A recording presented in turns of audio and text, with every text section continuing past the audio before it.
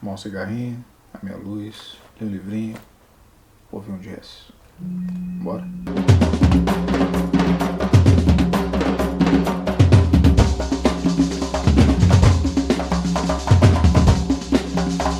Vídeo de hoje, 6 discos de jazz para você começar a ouvir jazz. Resolvi trazer esse conteúdo aqui um pouco mais leve, não tem mais a ver com o nosso papo de literatura, mas assim, jazz é uma parada que eu gosto bastante. Acho que muitos de vocês aí gostam, e acho que alguns de vocês não gostam, mas também não conhecem muito, e às vezes gostariam de conhecer.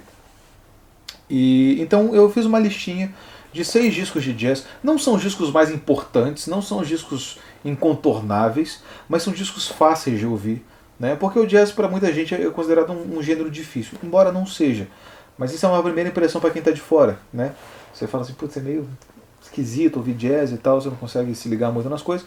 Então, fiz 6 discos para vocês ouvirem aí nas suas casas, tá? Se vocês não concordarem com a minha lista, eu falo assim, não, nada a ver se ter indicado esse disco é muito difícil, mas eu acho que não é o caso de nenhum deles. O primeiro disco que eu queria indicar é o Chet Baker Sings, que é um disco de 54 do Chet Baker, o trompetista romântico e tal. Eu escolhi discos que tem estruturas de que assim, o jazz ele tem uma estrutura própria do jazz, né? Ele tem um tema, depois os instrumentos improvisam cada um numa hierarquia, né? Então se você tem um quarteto, então primeiro vai o saxofone, depois o piano, depois o baixo, depois a bateria, depois volta para o tema. Então a estrutura do jazz geralmente é essa, mas eu queria escolher alguns discos que tivessem mais uma estrutura de música, né? Para vocês se acostumarem com jazz como vocês se acostumam com músicas normais, com refrão, com verso e coisa do tipo, né? E um solinho, vez ou outra.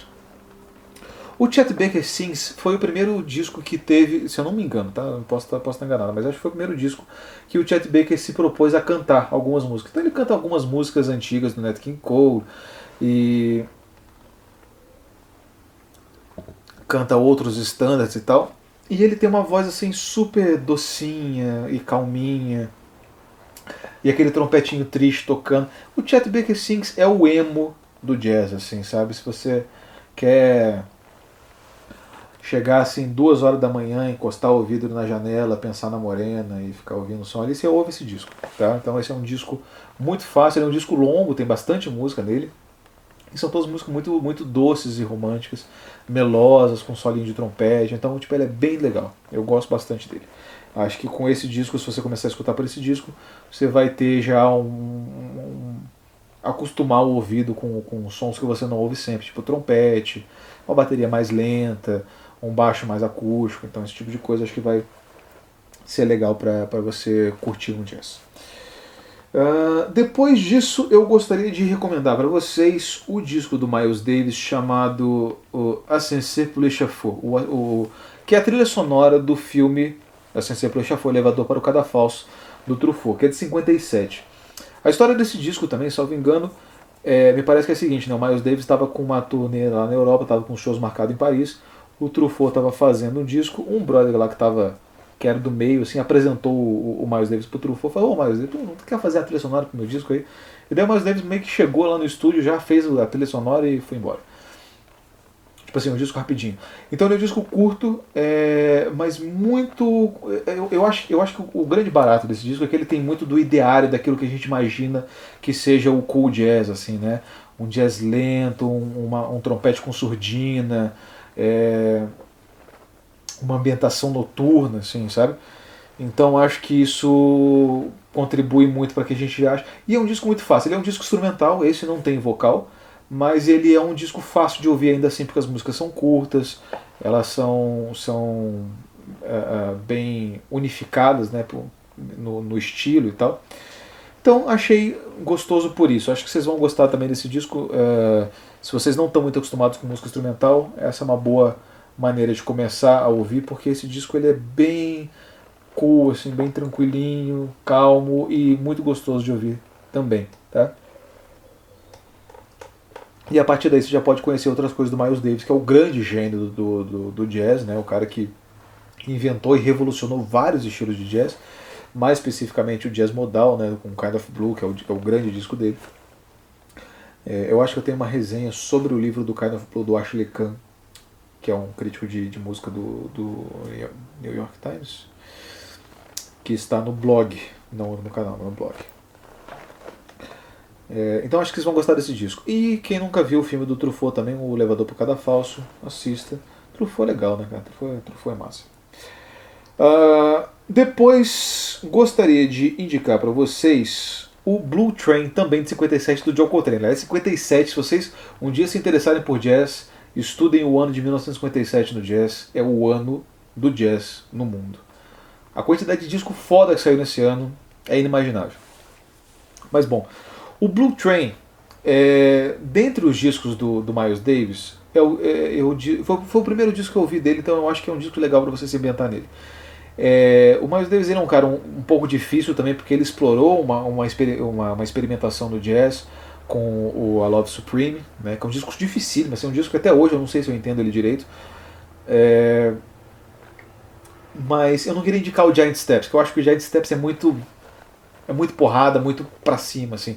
E o Blue Train ele ainda tem uma hora meio cool e tal. Tem umas músicas animadas, tipo Moment's Notice, que eu acho uma música foda. Mas eu acho que ele é um disco que aí você já começa a entender um pouco mais as estruturas de uma música de jazz como ela deve ser, né? Como ela é, com improviso, com, né, revezamento de improviso dos instrumentos, um tema central, né, uma modulação de escalas e coisa do tipo. Tudo isso já acontece no Blue Train. Eu acho então ele um descasso para você se ambientar. De todos esses que eu passei, esse talvez seja o mais difícil de se ouvir. Mas ao mesmo tempo eu acho ele o mais incontornável também dessa lista iniciante, porque eu acho que você não pode se iniciar propriamente no jazz sem escutar um disco de jazz no formato como o jazz é concebido, enfim. E o John Coltrane, assim, tipo, eu sou meio suspeito para falar dele. Eu não tenho muitos heróis, assim, eu não sou muito de idolatria, não sou muito fã de muita gente e tal. Mas o John Coltrane, assim, tipo, o Murilo tá de prova, são as poucas pessoas que eu tenho um pôster na minha casa. Era o John Coltrane. Eu aprendi a tocar saxofone por causa dele e tal. Então eu acho ele um cara genial, para dizer o mínimo. Assim. Então eu acho que se vocês ouvirem e vocês gostarem do Blue Train, eu acho que vocês estão em muito boas mãos. O quarto disco que eu queria indicar é o disco clássico, esse sim incontornável para qualquer pessoa que vai ouvir jazz, o disco incontornável do Dave Brubeck, o Time Out, de 59. O Time Out é um disco curto, ele tem acho que 5 músicas, 5 ou 6 músicas, enfim. E ele é um disco muito interessante pelo seguinte, ele proporciona uma fusão muito interessante entre alguns formatos de música erudita e jazz. E ele tem uma coisa de jazz branco, né, que é aquele jazz que tem muito clarinete, né, que é um jazz que veio mais do swing, né. O jazz ele veio essencialmente do ragtime, né, mas ele passou um tempo pelo swing, que é aquele estilo de música, estilo Glenn Miller, que você tem vários naipes de instrumentos e tal, e você toca uma música fechada, né. Já viram o Glenn Miller, né, obviamente, né. Pô, todo mundo já ouviu isso. O Dave Brubeck ele é um gênio assim desses pianistas judeus, assim. Eu acho que ele o Bill Evans são os meus favoritos. Ele coloca algumas estruturas, porque ele tem uma formação de música clássica que é muito interessante, né? Enquanto a maioria desses outros caras do jazz vieram diretamente do ragtime e passaram depois por alguma coisa do blues, enfim, posteriormente na carreira. Ele veio de uma formação erudita. Então a primeira música do disco chama Rondó à la Turque, que é um formato de rondó. O rondó é um formato meio esquisito de música erudita, mas consiste em você colocar uma tônica, uma quarta e depois a tônica de novo, né? Ele não é muito usado. Então eu acho que é um disco interessante para você ver como o jazz também é um gênero que pode ser híbrido, né? E daí depois você pode ir para outros jazzistas que experimentaram com outros hibridismos, né? O Aldi Meola, o Chick Corea, né? O Chick Corea é um pianista, o Aldi Meola é um guitarrista muito foda. O Aldi Meola faz um fusion jazz muito interessante e tal. Mesmo o Herbie Hancock, que fez o Cantaloupe Island e tal, ele é um cara que nunca deixou de experimentar com jazz, sempre gravou com Christina Aguilera, coisa do tipo, sabe? Então acho que ele é muito bom para você perceber isso. E acima de tudo é um disco muito agradável. Assim, ele é muito levinho, ele é muito tranquilo, cool pra caralho. Então acho ele um descasso para essa finalidade. Tá? Depois o disco Live in Paris da Diana Krall de 2002. É um disco ao vivo, tá? Claro. Mas assim, a Diana Krall, se você não conhece a Diana Krall é uma pianista de jazz. Ela é muito boa, ela canta e toca piano. Ela é a mulher do Elvis Costello, inclusive, né, que é um outro grande guitarrista, enfim. Mas isso é só um detalhe da vida dela, né? O grande barato, na verdade, é que ela é uma puta de uma jazzista.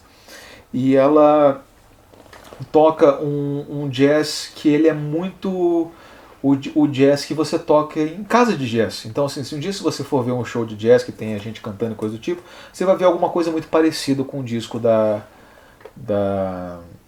Diana Krall. E esse disco é maravilhoso, cara. Esse disco ela canta várias coisas dela, várias versões de outras pessoas. Faz músicas acidentais, que é uma coisa que acontece muito no jazz. Os jazzistas gostam de brincar com outras coisas. Então, logo na primeira música, I Love Being With You, que ela toca na hora do solo de piano, o cara tipo vai lá como quem não quer nada, toca um tema chamado Jean-Pierre, que é um tema do Miles Davis, que é uma piada entre jazzistas. Assim, os jazzistas sempre tocam esse tema em algum momento do show, assim, que é um teminha conhecido, que é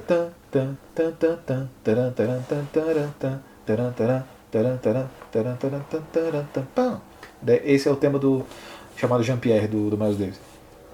E eles fazem isso, então você começa a perceber essas brincadeirinhas que eles fazem, você começa a perceber como é que se organiza um show de jazz propriamente dito. Então eu acho esse disco gostosíssimo, cara. Aí, chama o crush pra tua casa, acende uma velinha, abre uma garrafa de vinho, bota essa porra pra tocar, amanhã você vem aqui nesse vídeo e comenta aqui e me agradece.